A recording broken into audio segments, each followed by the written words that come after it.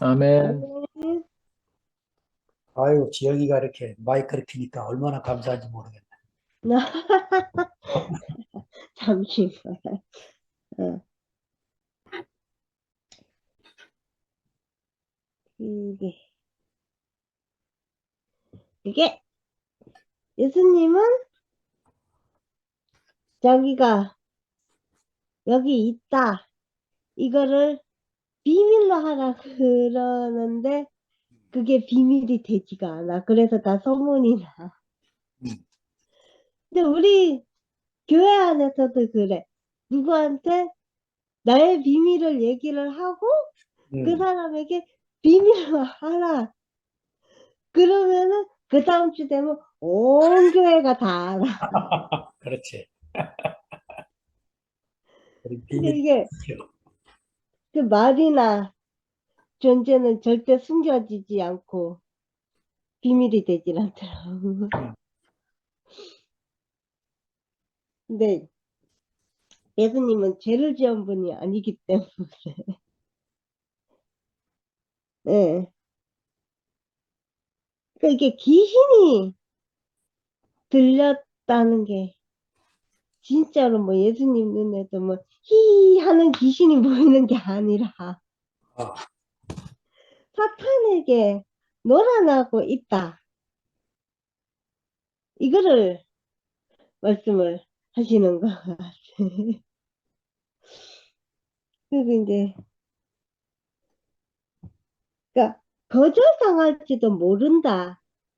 이 말은 예수님을 못 믿고 자기를 못 믿는다는 얘기잖아.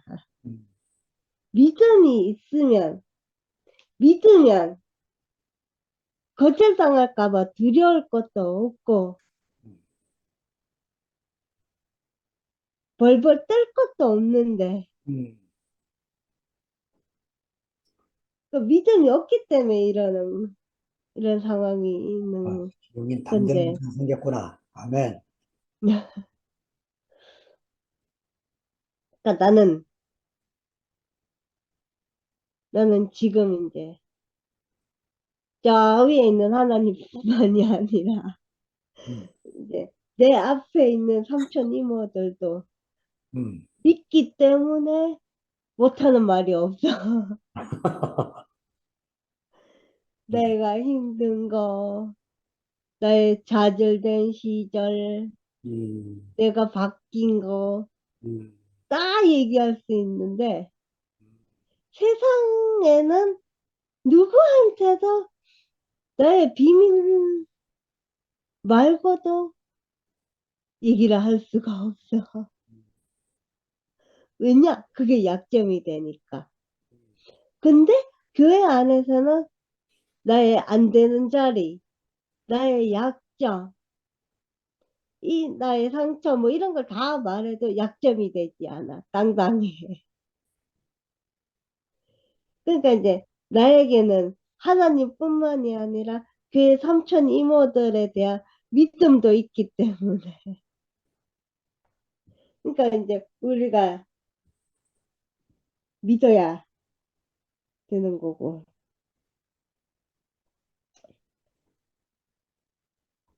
그러니까 제자들도 제자들도 이제 예수님의 능력에 대한 확고한 믿음, 그거는 그 능력의 믿음은 그건 진짜로 믿는 게 아니라 음, 겉만 보고 믿는 건데, 음, 그러니까 이제 예수님이 십자가에 매달려서 못 내려오실 때 음, 제자들이 다 도망가 버렸잖아.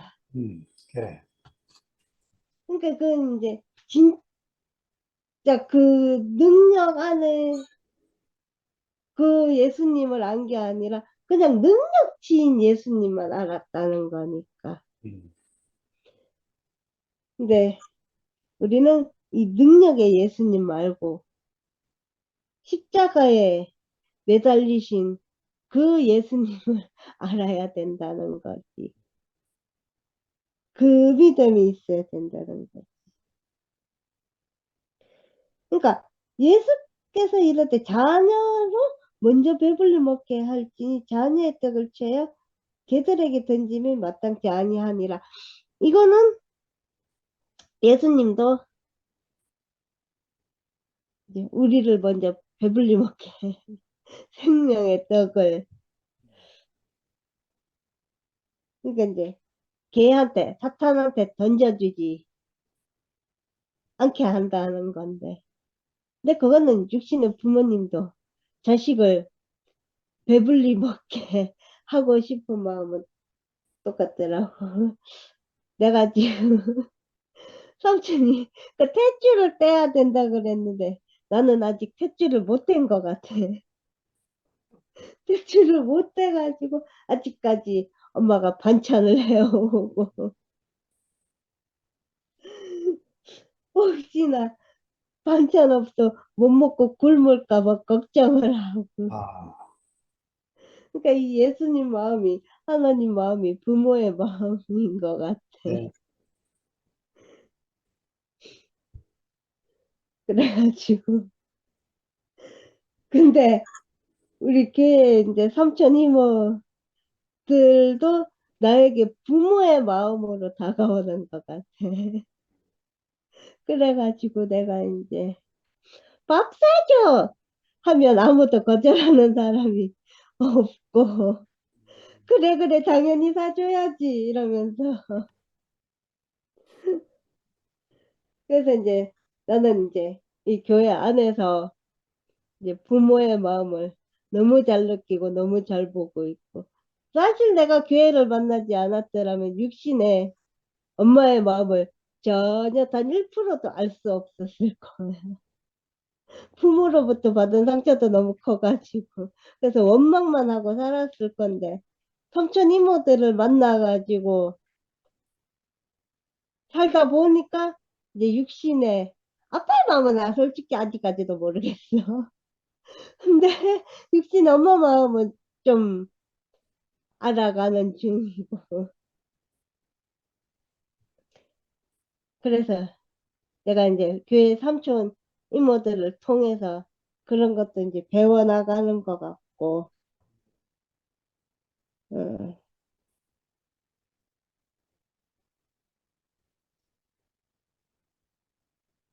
뭐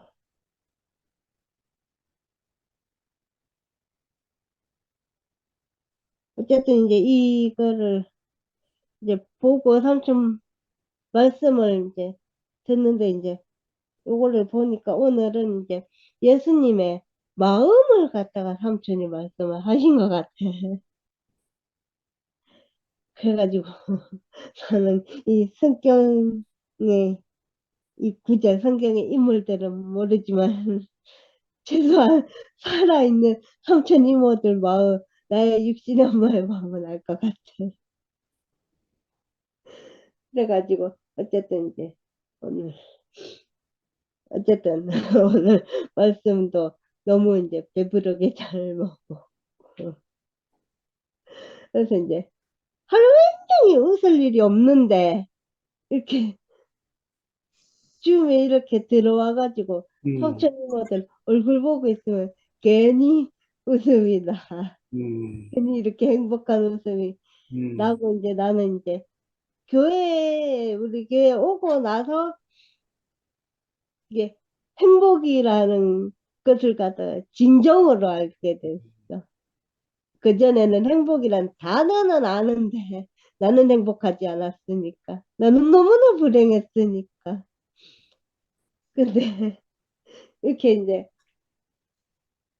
별로 이제 웃긴 말도 아닌데 이렇게 삼촌 이모들의 얼굴을 보면 그냥 괜히 웃음이 나고 괜히 음, 이렇게 소리 내서 한복 웃음이 나고 이제 근데 이렇게 이제 줌으로 보는 것도 좋지만 얼굴과 얼굴으로 보면은 더 음, 행복할 것 같긴 해. 음, 그래서 그래서 어쨌든 이제 그 오늘도 이제 말씀을 통해서 행복했고 그래서 이제 나를 웃게 해주는 삼촌 이모들이 있어서 나는 진정으로 행복하고 아멘. 진정으로 기쁘고. 그래서 너무 감사하고, 오늘도 아주 행복합니다. 감사합니다. 아멘. 아유, 제일 길게 간증해서 고마워. 자, 기성님 이어서. 나도 지영이가 있어서 행복해. 특별히 식구들이 있어서 정말 행복하고, 아, 떨어지는 부스러기만 먹어도 너무 행복하고, 배부르고, 그래요. 제가 뭘 할 수 있겠어. 저는 아무것도 모르고 아무것도 할 수 없는 사람인데, 이 특별히 식구들 안에서 살다 보니까, 그 떨어지는 부스러기 그것만 먹어도 이렇게 행복하고 배부르고 하는 그 제 마음이 너무 신기해요. 음, 정말 저는 아는 게 하나도 없어요. 아는 게 하나도 없고 하나도 없는데 왜 행복한지 모르겠어. 오늘 목사님이 말씀하시는 때 그냥 하나님 마음을 알고 그 말씀을 하시는 그 구절구절에 그 목사님은 아시잖아. 그 구절구절에 그 쓴 거, 그 말씀 쓴 거, 그걸 알으니까 이 속에서 그 행복, 그 누림이 어떻게 주체를 못 하시는 것 같아. 그런데 우리는 저는 그 구절 뭐 그렇게 그런 걸 몰라도 그냥 말씀하시는 그 속에서 이렇게 사는데 그것만 그냥 주워 먹어도 그냥 배가 부르고 만족해요. 그냥 만족해. 뭘 주어서 만족한 게 아니고 그냥 만족해요. 그러고 이 투표면서 이렇게 이제 산지도 뭐 1년이 됐나 1년은 안 됐나 그렇게 했는데 지금 와서 보니까 정말 투표민 식구들이 정말 귀중하고 정말 나만 사랑하겠어요. 다 여러분 다 사랑하지. 다 사랑하는 그것이 이렇게 보여요. 그냥 내가 잘못하면 잘못한다고 꾸중도 해야 되는데, 잘못한 건 안 보고, 그냥 내 존재만 보는 것 같아요. 그래서 요새 더 제가 행복이 이렇게 이상하게 밀려와요. 그, 잘못이 왜 없겠어요? 이 간증 속에서 내가 잘못이 왜 없겠느냐고요. 다 있을 것 같아요. 근데 그거를 꾸중을 안 하고 그냥 받아주는 거 이 투페인. 새삼스럽게 그것이 또 이렇게 밀려오더라고. 그래서 참 우리는 이게 끊을 수 없는 인연이구나. 엊그저께 저 원무 형제님이 말씀하시는데 그 지금 사형제가 남았는데 사형제가 다 각각이래요. 그래서 그 소리를 듣고 저도 깜짝 놀랐어. 그 원무이 하나 그냥만 그 믿음이 얼마나 저기를 해요. 참 그냥만 말씀 그냥 그 간증하실 때 보면은 그냥 뭐 아무 그냥 이렇게 그냥 사시는 얘기 하시는 거예요. 자기가 살아온 얘기 하시고 자기가 고생하고 자기가 이렇게 수줍고 뭐 못하고 다 못하는데 공부를 잘하는 것 같아요. 그래서 그렇게 공부를 잘해서 지금 이렇게 돈을 잘 버시는 것 같아. 근데 그런 얘기 하는데도 그냥 그게 좋아요, 저는. 그런 게 좋아. 그냥 그런 얘기가 그냥 그렇게 부스럼하고 그렇게 좋아. 그러고 오로지 다 뭐, 하나님 안에서 살잖아요. 누구든지 하나님 안에서 안 사는 없잖아. 근데 거기에 그냥 그 하나님만 아시는, 그거 없이는 못 사는 사람. 우리 형제 자매 없으면 못 사는 사람. 하나 주고서도 뭐 몇백 명도 안 바꾼다고 맨날 그런 소리 하고 그런 양반인데 그 형제들이 다 각각 그렇게 있대요. 하나는 특배임, 하나는 11시, 뭐 하나는 뭐 김치연, 하나는 아무지도 안 가는 팀. 그래서 네 팀이 갈라졌잖아요, 지금.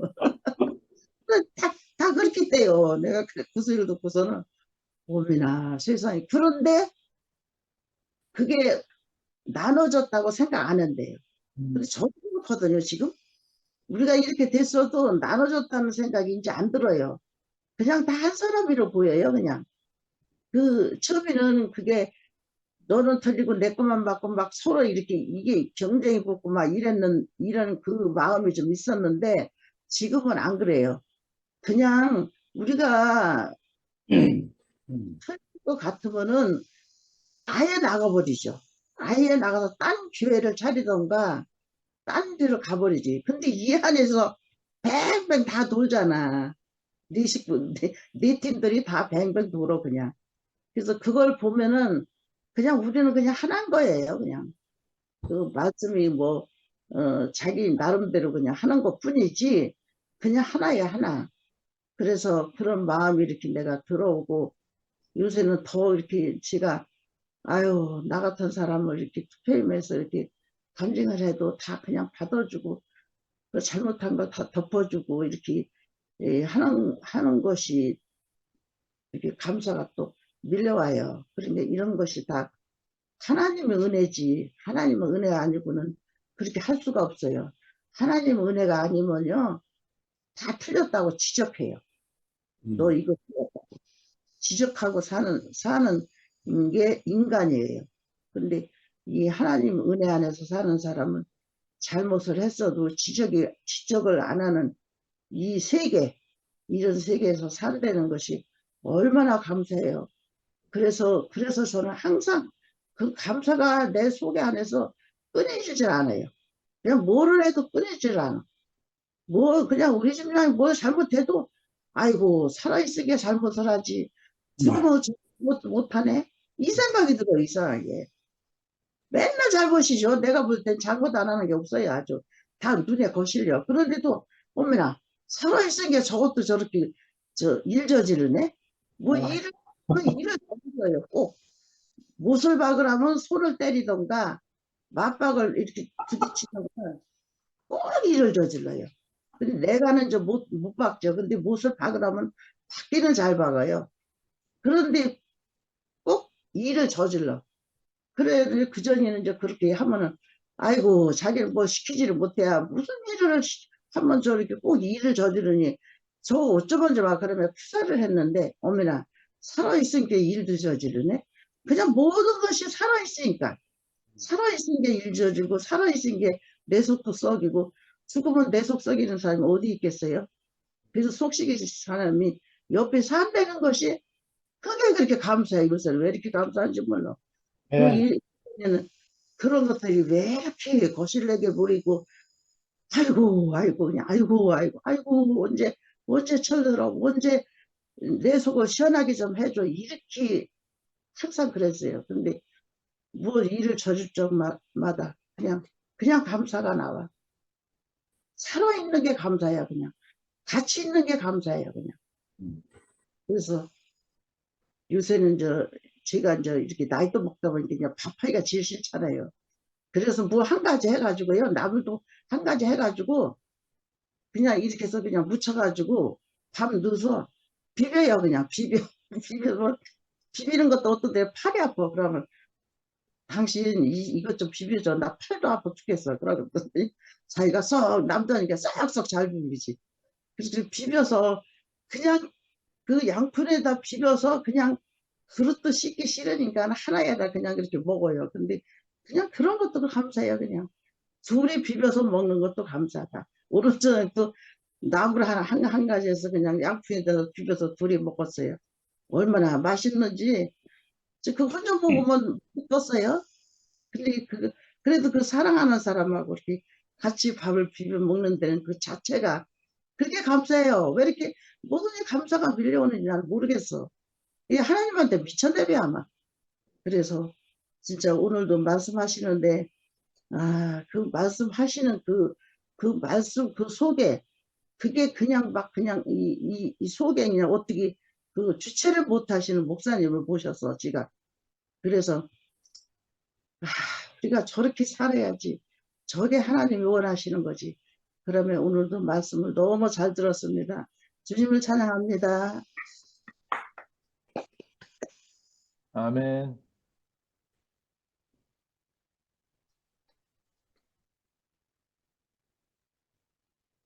선생님이 화면을 안 켜셔서 다른 분들이 마이크 켜시기 바랍니다.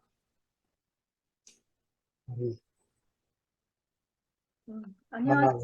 아이고 기자님 반갑습니다. 제주교회 정희자입니다. 오늘도 마가복음 여행 너무나 재밌는 시간입니다. 저는 오늘 말씀에서 한 그림을 그려봤어요. 이 그 수로보니게 여인이 그 등장한 그런 부분이 야, 이거 정말 너무나 은밀하고 이것이 이 그림이 그 이방인에게 복음이 전해지는 그런 다리가 아니었나 그런 생각을 좀 해봤습니다. 그 제목은 수로보니게 여인의 믿음인데 오늘 그 장영재가 긍휼이라는 단어가 엄청 많이 나왔거든요.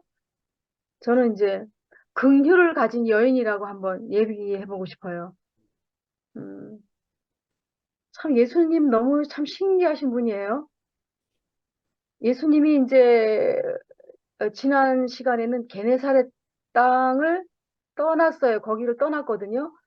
그 땅은 정말 서로 어울리지 않는 그런 식물들이 자라고 있었는데 그것이 이스라엘의 양식이 되었고 각종 과일이 나왔죠. 그런데 예수님은 거기를 떠나셨어요.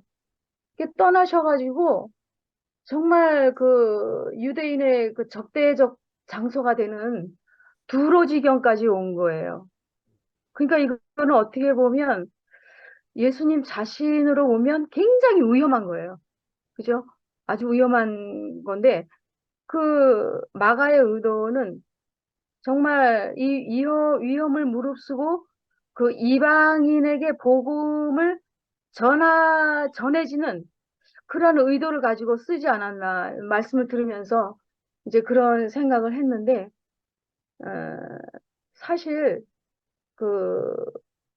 이 예수님은 그 전에도 많은 환자들과 병자들을 고쳤거든요. 고쳤는데 아까 지영이 말 맞다나 말하지 말라고 자기 자신을 예수님은 감추려고 하셨죠. 근데 이미 예수님의 소문은 다 퍼졌어요. 그 병자가 하나둘 아니고 많은 사람이 그 치료를 받았는데 그 소문이 안 날 수가 없죠. 그러니까 어떻게 보면 역으로 예수님은 이 소문이 더 많이 퍼져나가기를 기대하지 않았을까. 한편은 그런 방면으로도 제가 이제 생각을 해봤거든요. 그리고 저는 여기 그림에서, 그 마가가 그 여자의 신분을 얘기했잖아요. 그 여자는 헬라인이고 수로보니게 족속이다. 그러니까는 그 선택받은 민족이 아니라는 거, 백성이 아니라는 거를 더 강조한 거죠. 근데 우리도 어떻게 보면, 우리도 이방인이잖아요. 그러니까 저는 이 장면에서 이 수로보니게 여인에게서 예수님의 모습이 보이고 또 예수님의 모습에서 수로보니게 여인의 모습이 보였어요. 그래서 이렇게 동일시되는 그런 그림을 저는 봤거든요. 어떻게 보면 그 주위에 이 수로보니게 딸 귀신 들린 자기 딸을 고칠 때 그 주위에 많은 유대인의 그 그 눈초리가 얼마나 그 자기도 느꼈을 거 아니에요. 그런데 처음에는 예수님이 유대인 편을 들어주는 것 같았어요. 그러면서 이런 말 아주 심한 말을 했죠. 예수님이 자녀로 먼저 배불리게 먹게 할지니 자녀의 떡을 취해서 개들에게 던짐이 마땅치 아니하다. 이렇게 너무 심한 말을 한 거예요. 그러니까는 저는 예수님의 속마음은 그렇지 않을 거라고 봐요. 그러니까 예수님은 이미 사람의 마음을 다 아시는 분이에요. 그러니까 어쩌면은 예수님은 이 여인의 믿음을 본 것이 아닌가. 믿음을 본 것 같아요. 이 여자는 100% 나를 신뢰한다. 그런 마음을 가지고 있었고, 이방 여인이지만 많은 소문을 들었을 거 아니에요. 내 딸을 고칠 사람, 내 귀신 들린 딸을 고칠 사람은 예수밖에 없다. 그 소문을 들어서, 아, 예수는 그럴 리가 없다 하는 어떤 믿음이 있었을 것 같아요. 그러니까 저는, 어, 예수님과 이 여인의 관계에서 서로 신뢰가 100% 신뢰가 있구나. 그런 거를 저는 느꼈습니다. 느꼈고, 또 이제 이런 말씀이 있잖아요. 주여 올소이다마는 상아래 개들도 아이들의 먹던 부스러기를 먹나이다. 이거 굉장히 아주 복음적인 말인데요. 상아래 개들도 아이들의 먹던 부스러기, 이거는 아주 형편없는 거예요, 정말. 완전히 그 개들이 먹다 버린. 그러니까 그 예수님이 그 십자가에 달린 모습을 상상해 봤어요. 그 정말 그 상상해 볼 때 예수님은 죄도 모를 뿐더러 죄도 없이 죽으셨는데 정말 유대인의 온갖 그 핍박을 받으면서 조롱과 침뱉음과 채찍질과 뭐 하여튼 여러 가지 오해, 말할 수 없는 오해, 그거를 다 뒤집어 쓴 거죠. 그러니까 어떻게 보면 예수님은 십자가에서 그 죽음으로 말미암아 그 죽으신 그 예수 자신이 바로 부스러기가 아니었나. 그러니까 부스러기라는 건 아주 보잘것없는 거예요. 아주 작은 생명, 부스러기라도 먹으면 낫는 이 생명. 그러니까 예수님은 우리에게 올 때 그 십자가에 죽고 다시 산 그 생명은 바로 부스러기 같지 않았을까. 이 작은 부스러기가 우리 이방인한테까지 우리한테 흘러 들어온 거예요. 그렇게 저는 연결이 됐어요. 그렇게 연결이 되면서 아, 우리는 정말 이 생명이 들어오기 전까지는 우리도 귀신 들린 자였어요. 뭐 귀신 들린 게 정도의 차이는 있지만 우리도 귀신이 들렸죠. 내 생각은 옳다라는, 응? 옳다라는 귀신. 내 말은 맞다. 누가 뭐래도 나는 내 말은 맞다라는 어떤 주장. 이런 것들이 귀신이 아니었을까. 그러면서, 어, 정말 작은 부스러기 같은 그 생명이 와가지고, 우리도 그 귀신이 떠나가게 된 거죠. 그러니까 네. 귀신이라고 할 때는 비정상적인 상태잖아요. 귀신은 비정상적인 상태인데, 귀신이 나가니까 정상적인 사람으로 회복이 된 거죠. 그러니까 우리가 바로 그런 사람이라는 거예요. 그러니까 이 말씀을 들을 때도 남이 아니고 이 긍휼을 가진 여인이 바로 나구나. 그런 생각이 들어지고 또 좀 여기 좀 특이한 거는 음, 말씀 중에서 마가는 여인의 선생이 되고 예수가 학생이 되어 예수의 인종차별적 언사를 그대로 사용하면서도 여인이 예수를 인종적 편견에서 나도록 돕고 있는 것으로 묘사했다. 이렇게 말씀을 하셨는데, 사실은 저는, 이 여인과, 긍휼을 가진 이 여인과 예수님의 마음은 저는 동일하지 않았을까.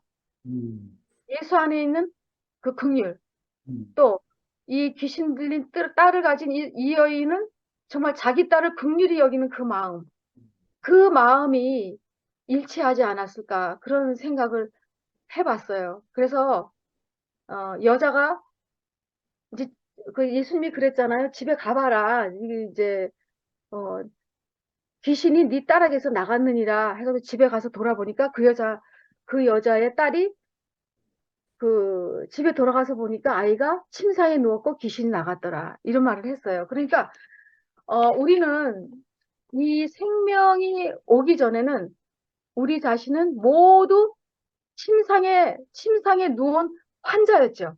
환자였고 귀신 들린 자였다라는 거예요.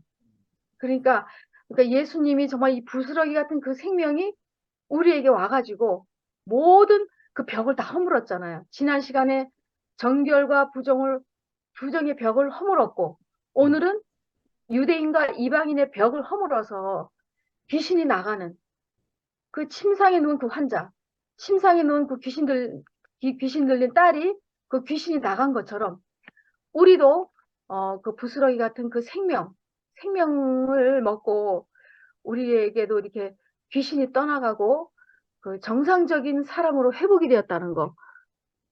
그런 말씀이 오늘 은혜가 되었습니다. 감사합니다. 네.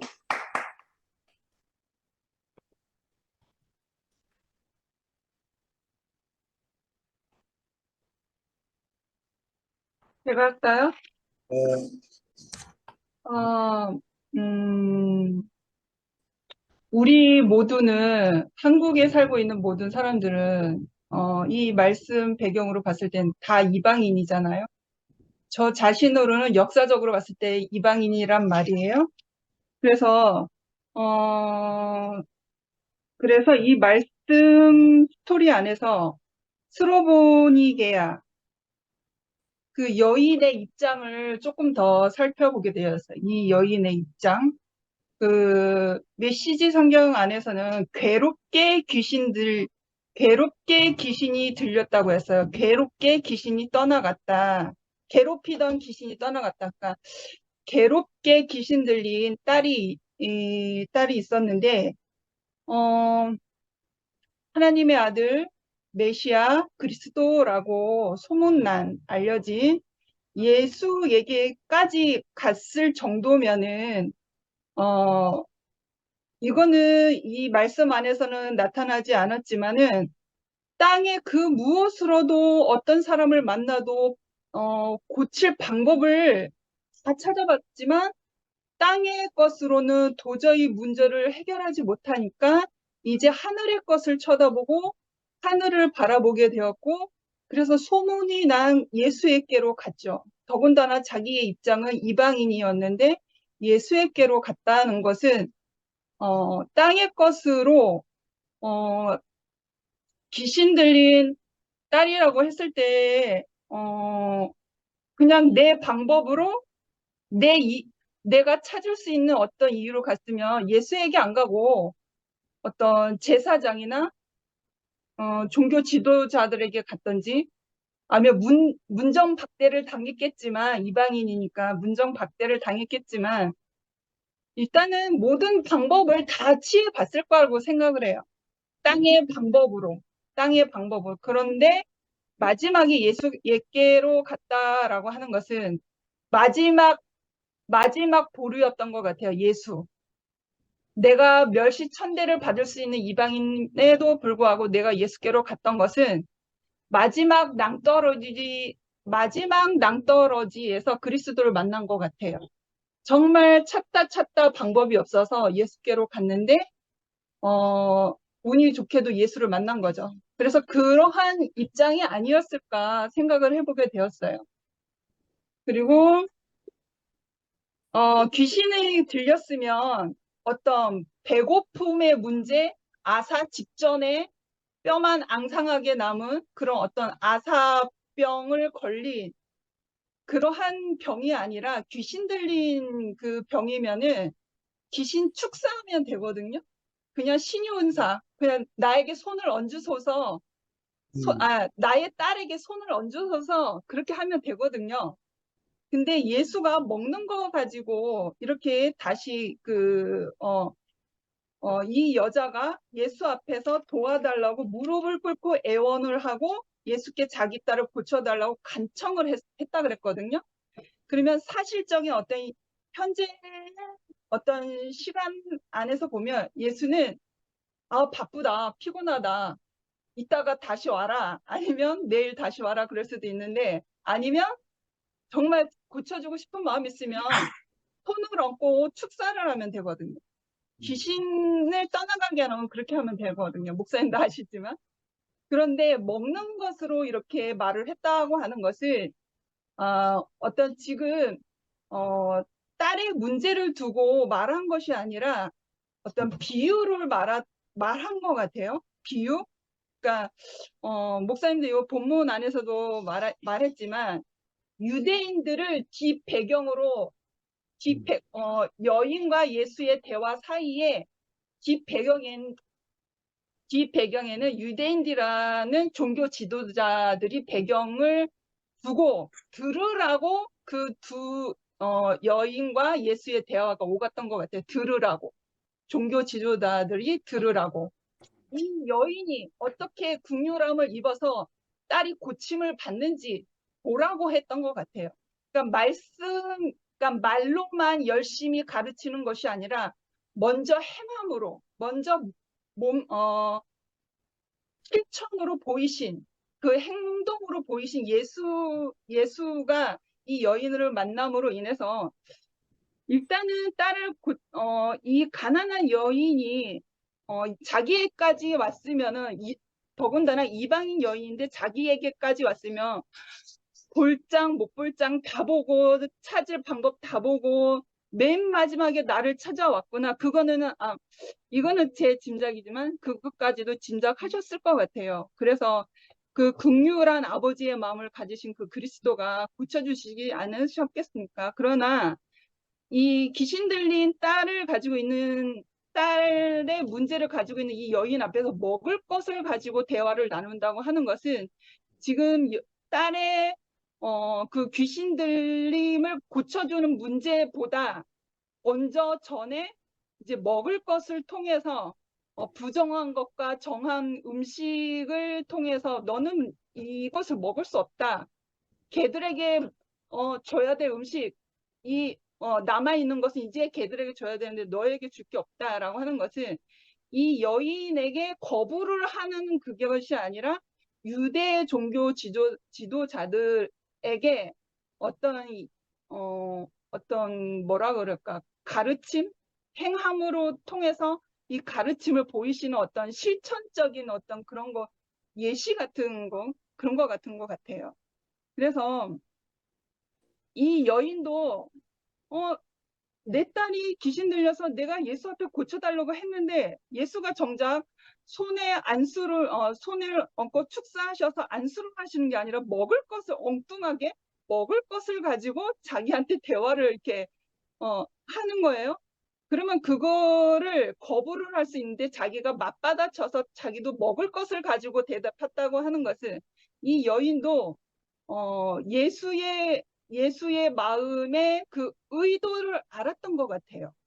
그래서 이런 것을 볼 때 이 이방인 여인이 참 지혜로운 여인인 것 같아요. 지혜로운 여인이고 예수가 귀신 들린 딸을 데리고 왔는데 먹을 것으로 이렇게 엉뚱한 말을 한 예수의 말을 그걸 받아쳐서 이렇게 대답할 수 있을 정도라면 지혜로운 여인이고 그리고 정말 땅의 문제 가장 벼랑 끝에 몰린 그 가난한 마음을 가지고 간 여인이구나. 그래서 대화를 통해서 정말 여자의 대답을 유대 종교 지도자들에게 그것을 대입해서 이렇게 던졌을 때 아무 말 할 수 없게 되는 거죠. 여인의 대답을 가지고 예수에게 대답은 했지만 이 여인이 말한 그 대답 상 밑의 개들도 자녀들이 흘리는 부스러기는 먹지 않습니까? 하나님의 아버지의 그 약속의 자녀들인데 하나님 아버지 이 개들도 부스러기를 먹는데 하나님 아버지가 긍휼을 베푸지 않으시며 어쩌자는 겁니까? 이제 이거 제가 그냥 생각나는 대로 말한 거지만 그러니까 이 여인도 예수도 유대 종교 지도자들을 빗대어서 이렇게 비유로 이렇게 던지신 것 같고 이 여인도 알고 있었던 것 같아요. 그래서 유대 종교 지도자들을 향해서 그렇게 예수에게는 대답을 했지만 그렇게 맞받아 쳤던 것 같아요. 그래서 그런 가난한 마음 가운데서 정말 내가 자격 없는 사람이지만 내가 역사 안에서는 내가 자격 없는 사람이지만 정말 하나님의 간절한 은혜와 긍휼을 구하는 그것을 간구하는 그 가난한 마음을 가져갔던 거잖아요. 그래서 하나님께서는 그 마음이 가난한 그 말씀이 어디 심령이 가난한 자는 복이 있나니 천국이 저일 것이요. 그 말씀 구절 어디에 있는지 생각이 안 나. 아무튼 그 말씀 있지 않습니까? 그래서 가난한 사람이 천국을 누릴 수 있고 하나님 나라의 긍휼을 입을 수 있다. 그 은혜를 입을 수 있다라는 것을 이런 어떤 그 실제적인 행동과 실제적인 이 사건을 통해서 하나님의 나라, 하나님의 마음, 하나님의 긍휼함이 어떻게 흘러가는지를 보여주시는 것 같아요. 그래서 저는 근원이의 인생 안에 덧붙여져서 더부살이하고 있지 않습니까? 그래서 저는 근원이의 마음을 같이 가지고 있기 때문에 항상 이 여인의 마음이거든요. 이 여인의 마음. 정말 하나님의 은혜가 아니면 여기도 저기도 아무데도 설 수 없는, 어디에도 나갈 수 없는, 어디에도 말할 수 없는, 어디에도 그 비참한 인생을 어디에도 내놓을 수 없고 어디에도 표현할 수 없는 그냥 동굴 속에 숨어야 되는, 어쩌면 쓰레기통이라도 버려져야 되는 그러한 것인데, 근원이의 인생을 제가 같이 더부살이 하고 있으면서 근원이의 인생을 내 삶 안에 이렇게 들어오니까 제가 근원이의 인생의 그 마음을 제가 다는 모르겠으나 근원이의 마음을 가지고 하나님 앞에 가거든요. 주여 불쌍히 여겨주소서, 은혜를 베풀어 주소서. 하나님의 긍휼하심이 오늘도 근원이에게 근원이의 삶 안에 일어나길 원합니다. 그런데 정말 후회함 없이, 부족함 없이 그 하나님의 은혜는 지금까지도 흘러가고 오늘도 은혜 안에서 잘 살았거든요.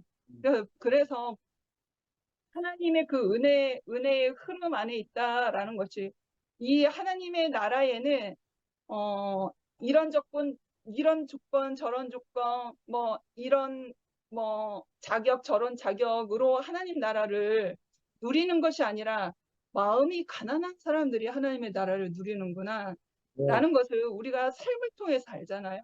그래서 항상 근원이야 살 때 항상 이 여인의 마음으로 살거든요.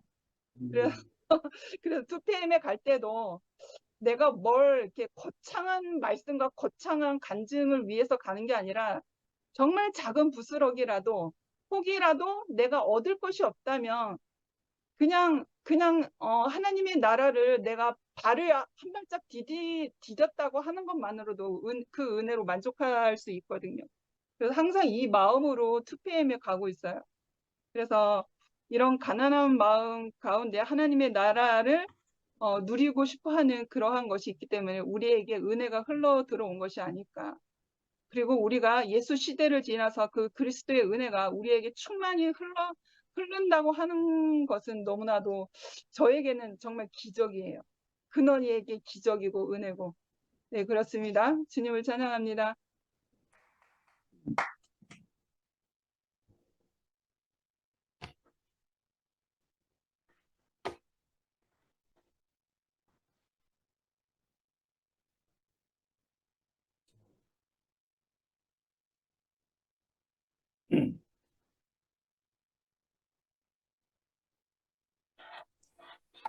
아무도 안 하시나요? 네, 하셔야겠네.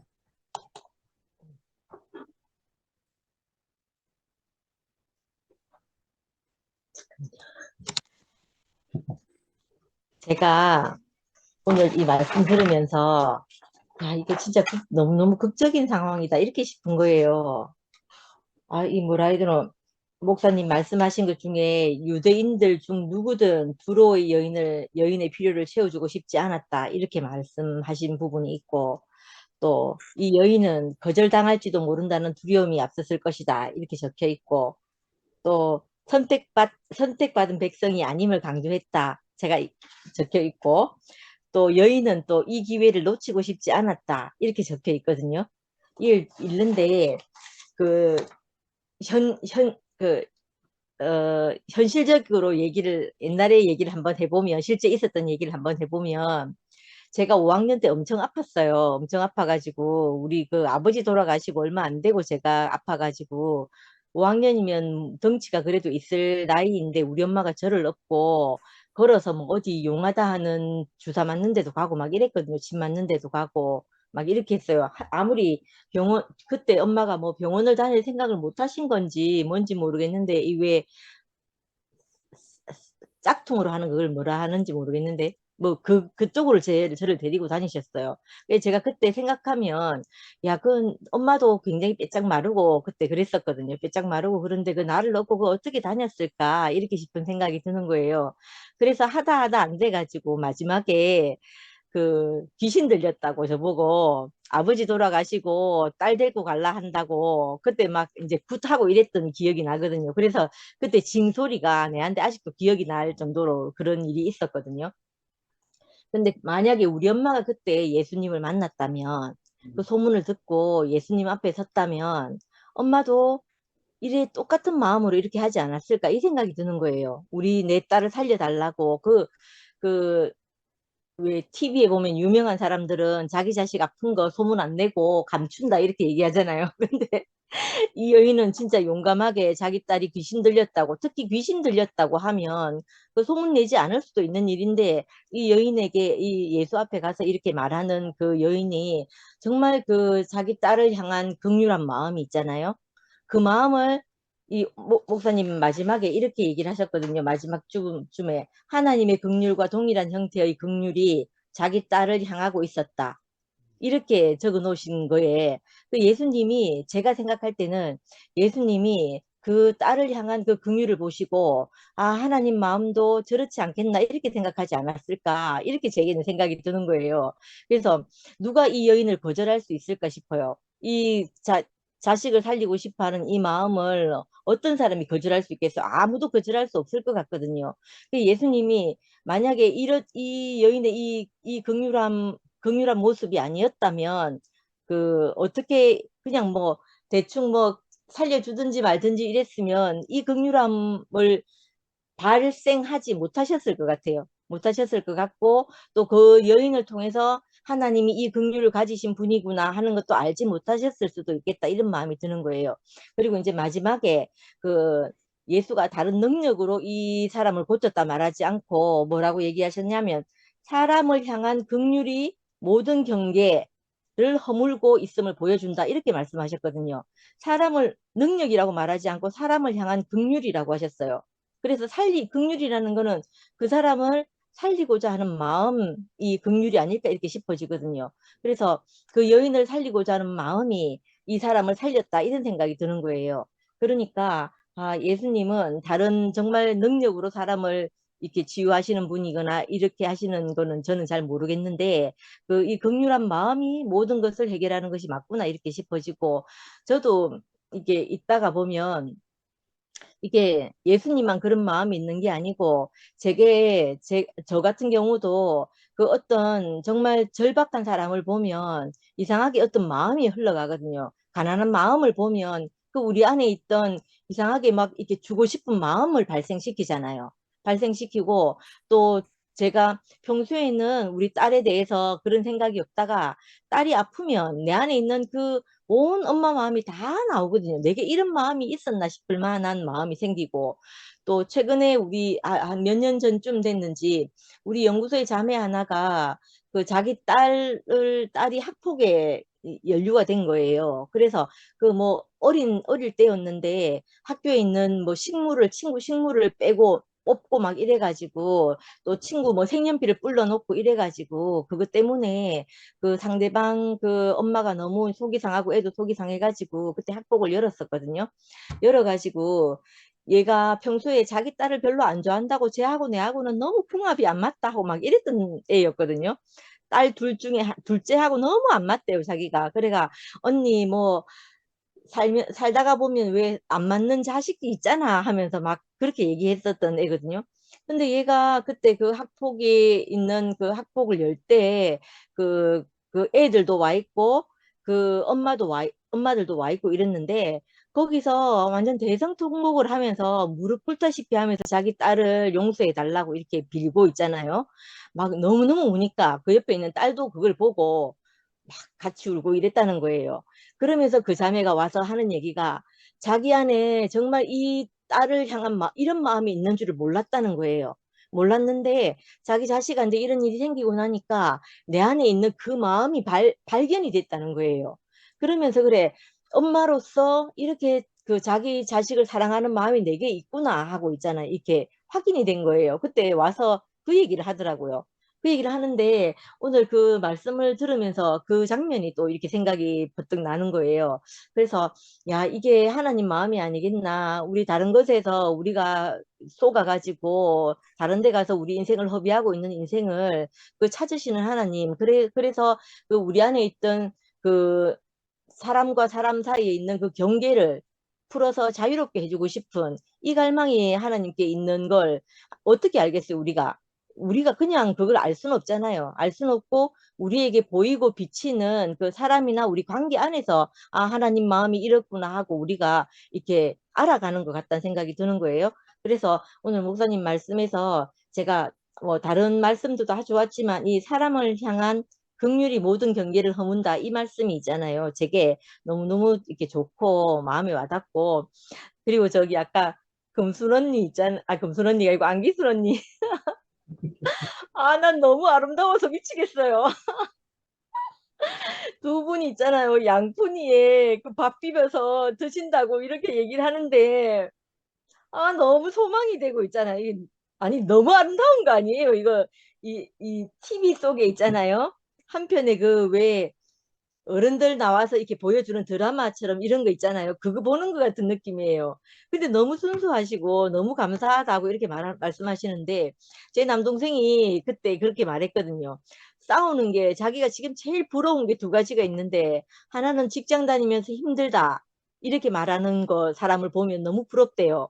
부럽고 또 싸우는 모습을 부부끼리 싸우는 모습을 보면 그게 너무 부럽대요. 자기가 그때 호스피스 병동에 누워서 그 얘기를 하는 거예요. 지금 누나 내가 지금 제일 부러운 게 뭔지 알아? 하면서 있잖아요. 그 두 가지를 얘기했거든요. 그때 그 얘기를 했었는데 어머님하고 그 두 분이 이렇게 사시는 모습을 보니까 아, 너무너무 막 제가 또 부럽고 있잖아요. 아, 막 너무 보기가 좋아가지고 진짜 아름답다 이 말밖에 안 나왔어요. 안 나오고 아무튼 우리 인생이 있잖아요. 뭐 여러 가지 많은 우리 안에 경계가 있잖아요. 나도 이런 경계가 내 안에 있었나, 이런 그 사람을 배척하는 마음이 내게 있었나 싶은 일들이 자꾸 자꾸 있거든요.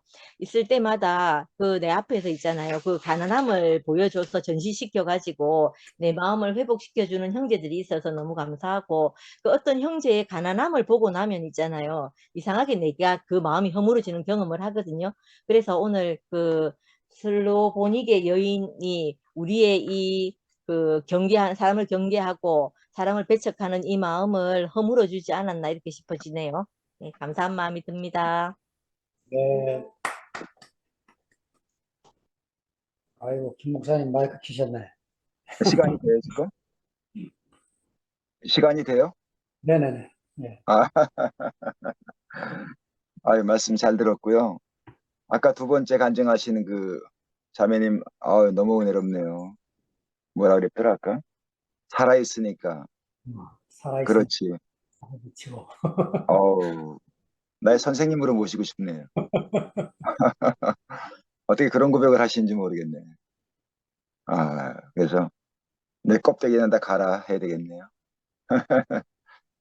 오늘 말씀 듣는데 생각나는 거는 예수님이 들어가시니까 소문을 안 내려고 했는데 그 예수님이 계신 것을 숨길 수 없다고 그랬잖아요.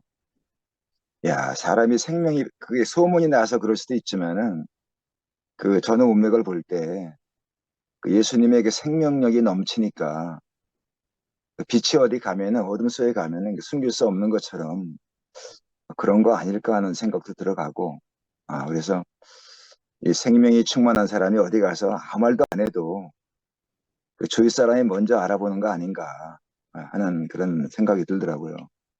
그래서 하나님의 생명이 풍성하면 어디 가든지 사람들이 오게 돼 있다. 그 생각이 하나 들고, 또 하나는 그 귀신 얘기하면서 저는 귀신에 대해서 좀 그 알잖아요. 제가 베레아 공부를 좀 했기 때문에 정체를 아는데, 그 귀신 얘기를 성경에 보면서 성경에 보면 의미적으로 해석해야 될 때가 있고 그냥 문자 그대로 해석해야 될 때가 있는데, 이건 아무리 봐도 그 딸이 아주 어린 딸은 아닌 것 같아요. 왜냐하면 거기 보니까 그 더러운 영, 그러니까 그 임피올, 그러니까 그 더러운 생각을 하는 그 아이라고 그랬는데, 더럽다는 게 구체적으로 어떤 건지 모르겠는데 엄마는 잘 알 거 아닙니까? 그 엄마의 소원은 오직 그 딸이 낳기만 하면 자기는 죽어서 좋다 하는 그런 마음을 가진 분들이 되게 엄마들인데, 그 더러운 생각을 하는데 그게 아마 굉장히 어떤 건지는 설명이 안 돼 있지만은 하여튼 더러운 생각에 잡혀서 헤어나오지 못하는 사람인데, 그 엄마가 절망을 했잖아요. 절망을 했는데 예수 없이는 살 수 없는 여인, 그러니까 예수 없이는 인생에 아무런 소망이 없는 그 여인이 아, 우리 모든 인간이 아닐까. 그러니까 예수 없이 절망하는 사람이 복이 있다. 그래서 예수만이 소망이 되고 예수만이 해답이 되는 사람. 그 사람들은 문제는 뭐냐면 예수 앞에 나오지 않기 때문에 다 문제 해결이 되지 않는 거 아닌가 하는 생각이 들고, 근데 예수님이 이제 가라 그랬는데 그 한마디가, 우리겐 예수님 말씀은 이 말을 해도 복음이고 저 말씀해도 복음인데, 인생이 힘든 거는 그 복음이 없어 힘든 게 아닌가. 그러니까 나에게 가라고 하는 말을 듣지 못해서 너는 됐다. 됐다. 이제 그 예수님 말씀을 듣지 못해서 다 문제가 있는 게 아닌가 하는 생각이 들거든요. 예, 저도 사람을 치유하느라고 정서 치유도 해보고 귀신 쫓아봤는데, 근데 지금에 와 생각하는 것은 귀신 쫓는 것보다 그 십자가에서 옛사람이 끝나고 그 새로운 사람이 되는 것, 옛사람이 끝나고 아담에서 그리스도로 옮겨지는 것만큼 더 확실한 치유가 없다라고 요즘에는 이제 생각이 들어요. 그렇지만 귀신이 없다고 이제 부정을 할 수는 없어요. 왜냐면은 거기 본문에 봐도 귀신이 나갔다고 그랬거든요. 그 귀신이라는 인격 존재가 나갔다고 한 거 보면은 귀신이라는 게 있고, 귀신이 나가니까 그 아이가 온전해지고, 그 보면 귀신이 있는 건 분명한데, 이것이 어떻게 해결이 되냐면은 그 예수 앞에 절망한 여인이 복이 아닌가. 나로서 할 수 없는 것이 많은 사람. 그 사람은 예수 없이 해결이 안 되니까 예수가 아무리 멀리 있어도 가야 되고 모든 걸 대가 지불하더라도 가야 되고, 뭐 예수님이 말 한마디만 들으려고 하는 거니까 참 꽤 복이 있다는 생각이 들거든요. 그래서 예수 앞에 오면 내가 어떤 문제가 있든지 간에, 뭐 귀신이 들렸든지 간에 어떤 문제가 있든지 간에 예수님 말씀은 우리를 다 새롭게 할 수 있고 정상적인 인간으로 이렇게 변화시킬 수 있구나 하는 그런 생각이 들더라고요. 그래서 이 복음을 전하는 사람들의 이 말이 얼마나 복된가. 우리도 사람들한테 내가 하나님의 말씀을 받아서 내 안에 예수님이 역사하시는 대로 말을 하게 되면 사람들은 좋은 말, 복음의 말을 못 들어서 다 이렇게 고통을 당하는데, 우리 예수 믿는 사람들에게 이게 복음, 내가 알고 있는 말을 전하는 것이 어떤 사람에게는 자유를 줄 수 있다. 네, 그런 생각이 들어서 내 절망이 예수 앞에 절망하는 것은 참 복이 있고, 예수 앞에 이렇게 거기 보면 간절히 하다고 그랬는데 그 예수 앞에 무릎을 아주 이렇게 뭐라고 거지가 이렇게 그 돈을 받지 않으면 살 수 없는 그 상태인 것 같거든요. 야, 이거 그런 마음도 뭐 사람의 노력으로 가져지는 게 아닌데 그 자녀의 절망 때문에 엄마가 참 복을 받은 여인이다. 그런 생각이 들었어요. 오늘 장 목사님 말씀도 참 이렇게 근데 저는 긍휼을 잘 모르겠어요. 장 목사님 긍휼 많이 얘기하는데 앞으로 좀 장 목사님이 아시는 긍휼을 나도 좀 알았으면 좋겠어요. 하여튼 오늘 말씀 감사하고 저는 이만큼 하겠습니다. 감사합니다. 아멘. 아이고, 네, 반가워요. 안녕하세요.